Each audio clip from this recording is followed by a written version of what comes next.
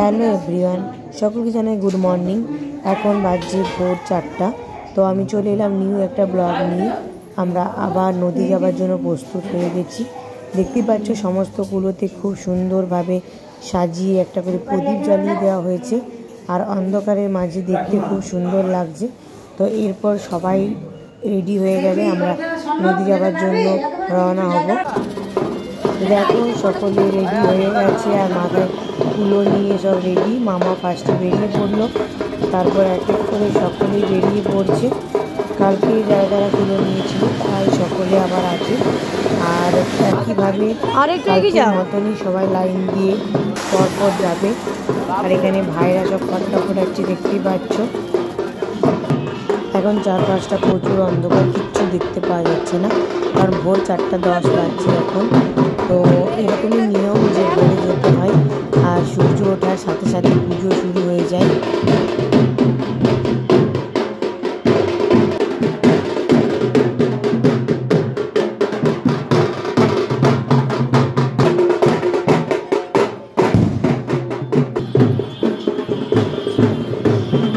দেখো পাড়ার আরেকটা দলও রেডি হয়ে বেরিয়ে পড়েছে। তো ওদেরও কুলোগুলো খুব সুন্দর লাগছে। ওরা দুটো করে প্রদীপ জ্বালিয়েছে, দেখো ওরাও লাইন দিয়ে কি সুন্দরভাবে যাচ্ছে। আমার মা আর ভাইজিও রেডি হয়ে বেরিয়ে পড়েছে।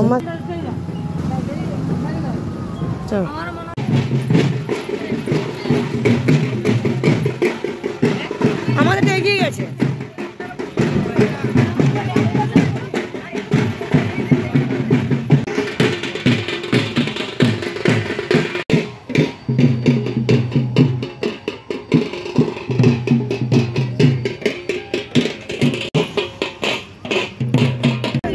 আমরা অনেকক্ষণ নদীতে পৌঁছে গেছি, আর দেখো ধীরে ধীরে সূর্যের আলো ফুটে আসছে।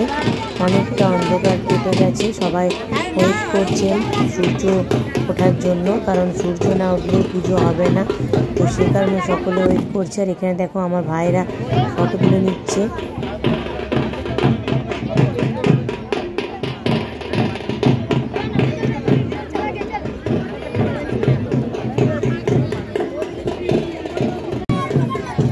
আমার ভাই বোনেরা কি সুন্দর নদীর মাঝখানে নেমে এনজয় করছে। আমি এবার আর নদীতে নামতে পারলাম না। নেক্সট ইয়ার অবশ্যই আমিও এনজয় করব। আর আমার মা মাসিমণি সকলেই রয়েছে সূর্য ওঠার অপেক্ষায়। ওরাও উপবাস করে আছে, তো সে কারণে ওরাও অর্ঘ্য দেবে।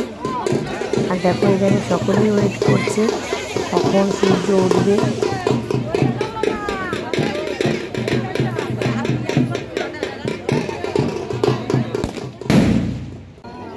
এরপর পুজো শুরু হয়ে গেছে। আবার কালকের মতনই সেমভাবে দিদুন আর মাসিমণি পুজো করবে, তারপর সমস্ত কুলো ডালাকে ঘোরাবে। বাকি যারা রয়েছে তারা সকলে দুধ জল ঢেলে অর্ঘ্য দেবে।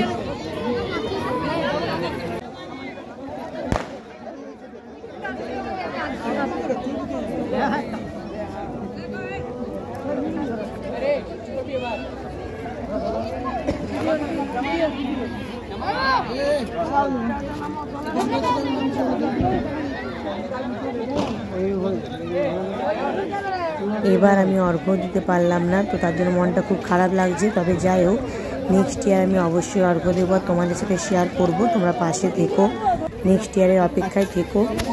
আর দিদুন আজ প্রায় 7-8 বছর ধরে বাড়িতে ছট করছে, কারণ মামার জন্য মানসিক ছিল, তারপর আমার বাবার জন্য আর ভাইয়ের জন্য মানসিক ছিল। এখন দুজনে অভ্যাস হয়ে গেছে, তাই দিদুন নেক্সট ইয়ারও ছট করবে। আমাকে বললো যে মন খারাপ করিস না, নেক্সট ইয়ার তুই সব কিছুই করতে পারবি।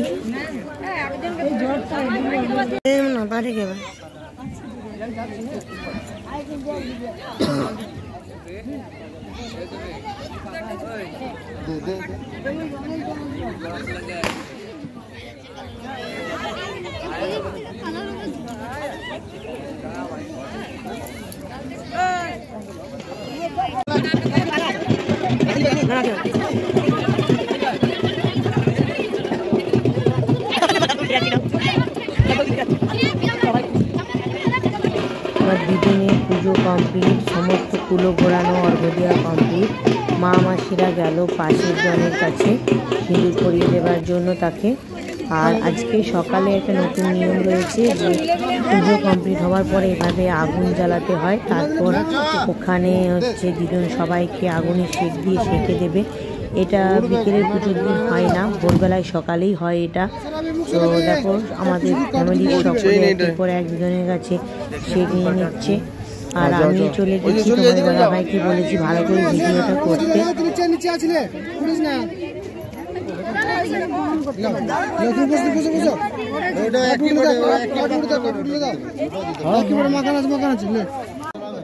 যেহেতু মাসিমণিও দিদুনের মতনই একইভাবে ব্রত পালন করছে, তো সে কারণে সকলে মাসিমণির কাছেও সেঁক নিয়ে নিচ্ছি। তো আমিও একটু নিয়ে নেব। দেখো তোমরা দেখতে থাকো, আর ভালো লাগলে অবশ্যই লাইক করবে, কমেন্ট করবে, শেয়ার করবে। আর যারা চ্যানেলটা এখন সাবস্ক্রাইব করেনি তারা অবশ্যই সাবস্ক্রাইব করে দিও।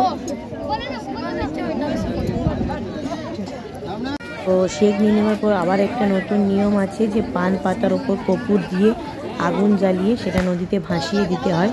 তো দিদুন ভাসিয়ে দিল, তারপরে এই যে আমার মা ভাসিয়ে দিচ্ছে। এক এক করে সবাই যতজন ঘাটে এসছে সকলেই একই নিয়ম পালন করবে। তো আমরাও করে নেব, আগে বাকিরা করে নিক, তারপরে এই যে আমিও চলে এসেছি একইভাবে পালন করার জন্য নিয়মটা। তো তোমাদের দাদা ভাইয়ের সাথে আমিও একসাথে ভাসিয়ে দেব।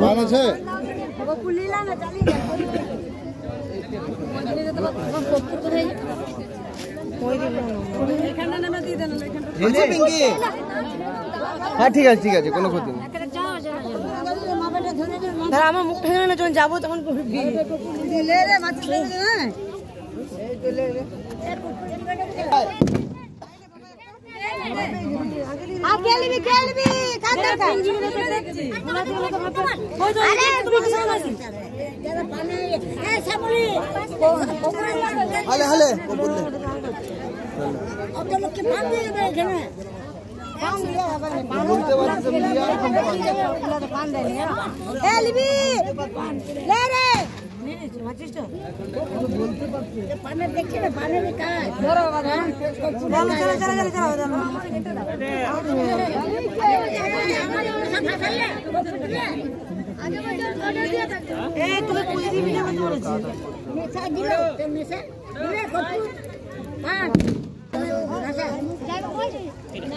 তো দেখো বন্ধুরা, আমি আর তোমাদের দাদা ভাই একসাথে কর্পূর আর পান নদীতে বিসর্জন করে দিলাম। তো এই নিয়মটা সকলেই করছে, তোমরা দেখতে পেলে, তাই আমরাও করে নিলাম। সমস্ত পুজো কমপ্লিট, সমস্ত নিয়মও কমপ্লিট। এরপর এখানে প্রসাদ বিতরণ হচ্ছে। মেসমশাই সবাইকে প্রসাদ বিতরণ করে দিচ্ছে। আমিও চলে প্রসাদ নিয়ে সবাইকে নিজের হাতে নিতে হয়। তো চলো এরপর আমরা বাড়ি চলে যাই। পুজো কমপ্লিট, ছট পূজা এবছরের মতো শেষ হয়ে গেল। তো তোমাদের অবশ্যই ভালো লেগেছে, আর ভালো লাগলে অবশ্যই লাইক করবে, কমেন্ট করবে, শেয়ার করবে, যেটা আমি বারবার বলে থাকি। আর যারা যারা চ্যানেলটা সাবস্ক্রাইব করনি তারা অবশ্যই সাবস্ক্রাইব করে দিও।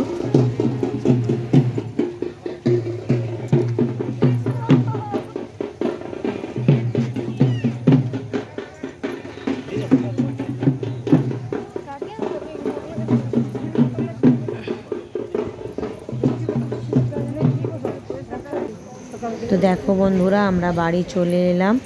ব্লগটা আমি এখানেই শেষ করব। তোমরা ভালো থেকো, সকলে সুস্থ থেকো, ভগবানের কাছে এই কামনা করি।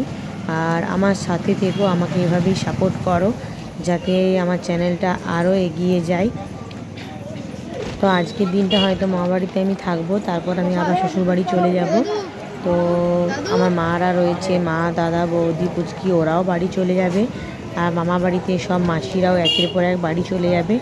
আবার আমরা হয়তো কিছুদিন পর আসবো কোনো অনুষ্ঠানে, তখন আবার তোমাদের সাথে সব কিছু শেয়ার করব, আবার সবার সাথে দেখা হবে। আর আজকের মতো টাটা, সকলে ভালো থেকো, সুস্থ থেকো। আবারও বলছি বাই, থ্যাংক ইউ।